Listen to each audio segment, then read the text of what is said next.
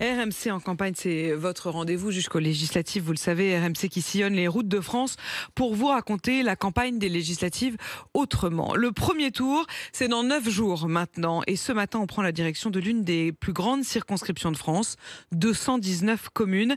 C'est la 4e circonscription des Pyrénées-Atlantiques. Le député sortant, c'était Jean Lassalle.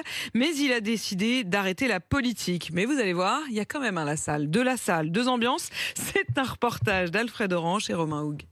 Lorsqu'il sort de sa 206 grise un peu cabossée, le visage est familier, l'accent l'est tout autant. Merci beaucoup de nous recevoir. Et pour cause, Julien Lassalle n'est autre que le petit frère de Jean Lassalle qui doit être opéré du cœur. Berger, jusqu'ici étranger à la politique, le voici à son tour en pleine campagne.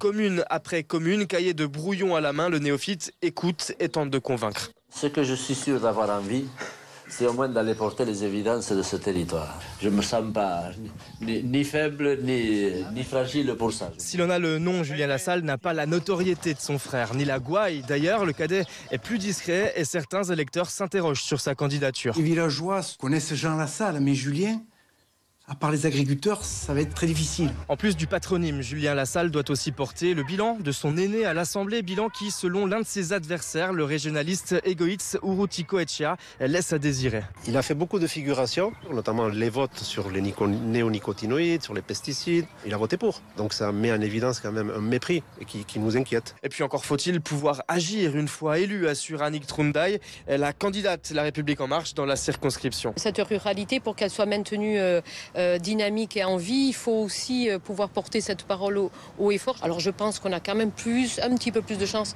de faire aboutir nos projets quand ils sont portés par la majorité présidentielle. Iñaki Etchanis, candidat NUPES, connaît bien Julien Lassalle pour avoir fait les 400 coups à l'internat avec son fils. Mais il l'affronte aujourd'hui sur le terrain politique car après 20 ans de mandat de Jean Lassalle, rien n'a changé. Alors ce n'est pas selon lui son frère qui fera avancer les dossiers. Ici à Oloron, on a une problématique qui touche l'hôpital et les urgences. On ne peut pas accepter qu'ici, dans une circonscription rurale, on puisse se retrouver avec un service d'urgence qui fait défaut parce que c'est de mettre la vie des gens en danger. Si Julien Lassalle est confiant et se voit déjà sur les bancs de l'Assemblée, sa femme s'inquiète tout de même d'un détail, sa future tenue de député, car selon elle, il n'a pas acheté de costume depuis son mariage.